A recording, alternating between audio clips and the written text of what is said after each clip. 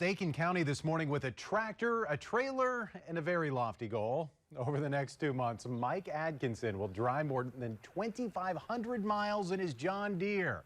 He's making the trip in the name of Parkinson's disease awareness, a disease that has impacted his family. His trailer serves as a mobile billboard for his cause, as well as storage for his worldly possessions. Atkinson says that everywhere he goes, people are supportive of his cause. I'm going 12 miles an hour, and I've never had anybody honk at me or give me grief or yell at me or anything on the road. Most of the time they wave. They better not give him grief. In addition to awareness, Atkinson is also raising money for the American Parkinson's Disease Association. The APDA has certainly noticed his efforts. And he has made so many amazing connections and helped spread awareness beyond what we could have ever done.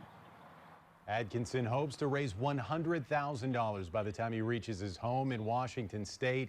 You can visit our website to learn more about the tractor trip, including how to donate. How about it? Good luck to him. Yeah, you beep at him, you owe him $100,000. Yeah, absolutely. You should make a donation if you make that mistake.